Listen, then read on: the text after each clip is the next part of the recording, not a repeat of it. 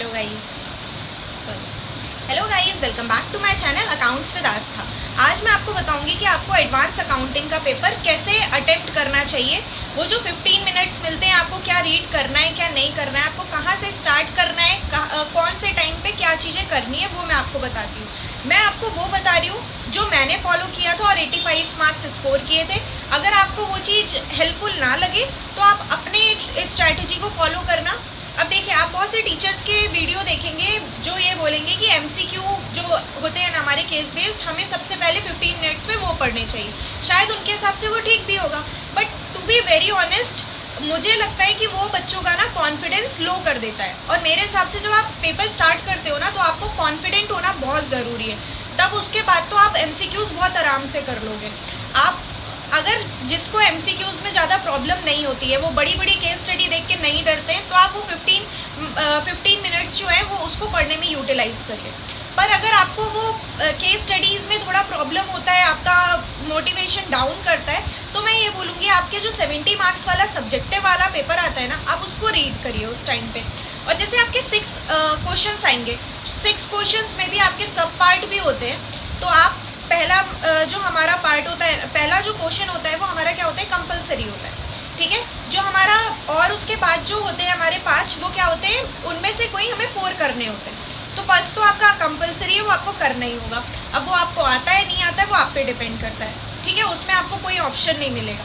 जैसे 2 to 6 जो question है ना, उसमें आपको क्या करना है, आप उस 15 मिनट्स में सारी चीज़ें रीड करके आप उसमें वो कर लीजिए, क्या बोलते हैं, मार्क कर लीजिए कि आपको कौन कौन से क्वेश्चन अच्छे से आते हैं। तो आपको पता चल जाएगा कि आपको जब क्वेश्चन वो 15 मिनट जब आपके ख़त्म होंगे ना, तो आपको ये चीज़ पता होगी कि आपको क्या पढ़ना है, मतलब क्या लिखना है, अब कहाँ से सॉल्व करना शुरू करना है। अब लेकिन आप ना सबसे पहला क्वेश्चन वही उठाना जो आपको पूरा अच्छे से आता है। मैंने ना कंसोलिडेशन उठाया था। मैं थोड़ी उल्टी हूँ, जो सबको टफ लगता है वो मुझे इजी लगता है, जो मुझे इजी लगता है वो सबको टफ लगता है, तो मैं थोड़ी सी उल्टी हूँ। तो आप वो क्वेश्चन उठाना जिसके लिए आप एकदम श्योर हो कि इसके सारे क्वेश्चंस आपको आते हैं और आप बहुत अच्छे से कर सकते हैं। तो आपने वो कर लिया। उसके बाद आप कोई सेकंड क्वेश्चन, थर्ड क्वेश्चन, आपको जितने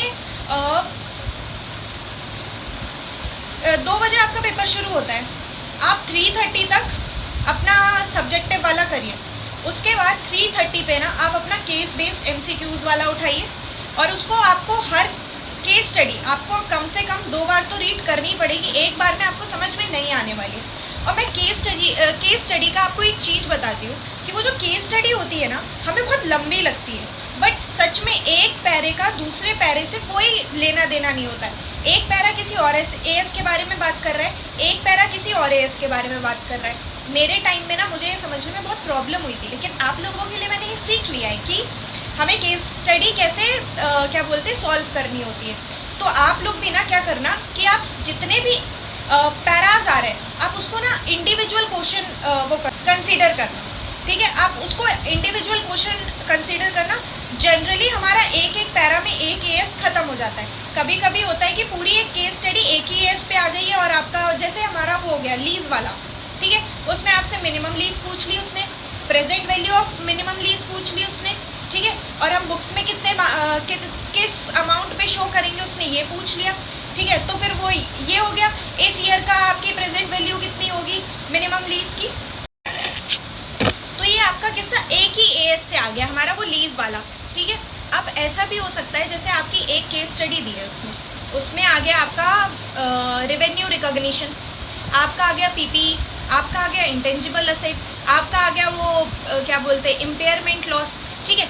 ये एक केस स्टडी में आपको अलग अलग पैरा में बना के दे दिया। और वो आ गया रिलेटेड पार्टीज, ठीक है। तो आपको ना इनको अलग अलग वो क्वेश्चन मानना है। उसके बाद आप क्या करना कि आप ना सबसे पहले क्वेश्चंस रीड करना कि क्वेश्चन आपसे पूछ क्या रहा है। तो जब आप केस स्टडी पढ़ोगे ना, तो आपको ये पता चलेगा कि इस पैरे से अच्छा इसने ये क्वेश्चन पूछा था, तो आपका तुरंत दिमाग चलता जाएगा। और जब केस स्टडी कर रहे हो ना, रीड कर रहे हो, तो आप प्लीज़ उसके आंसर्स भी राइट करते जाना, वहीं पे लिखते जाना, सॉल्व करते जाना। कोई कुछ नहीं बोलता कि उसमें पेंसिल से मत लिखना, ये वो आप कर लेना उसमें, ठीक है। और आप करते चले जाना। जैसे अगर आपने मेरी केस स्टडी का देखा होगा, तो मैंने क्या किया है, मैंने जब केस स्टडी पढ़ना शुरू किया था, मैंने केस स्टडी को सॉल्व करना शुरू कर दिया। फिर जब मैंने क्वेश्चन पढ़े तो मैंने वहाँ पे सीधा आंसर कर दिया। तो आपके लिए ये भी बहुत हेल्पफुल हो सकता है। अब जैसे आपके कुछ क्वेश्चंस, 2-3 क्वेश्चंस डायरेक्ट आते हैं, मेरे अटेम्प्ट में तो 2 क्वेश्चन डायरेक्ट आए थे और सारे केस स्टडीज़ आए थे।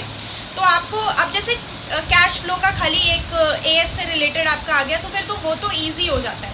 मैं आपको एक चीज़ बोलूँगी, वो मुझे उस एएस का नाम नहीं पता है, बट वो जो नहीं है जिसमें डिफर्ड टैक्स और ये डिफर्ड असेट और लाइबिलिटी है, उसको बहुत अच्छे से कर लेना। उसके जो क्वेश्चंस आते हैं ना थोड़े से कंफ्यूजिंग आते, तो मेरे अटेम्प्ट में तो मेरे लग गए थे, पर तब भी मेरी वो जो थी ना तुक्के थे, मेरे सारे सही लगे थे क्योंकि आसपास आंसर आ रहा था तो हाँ लगा दिया था, तो मेरे सारे सही थे।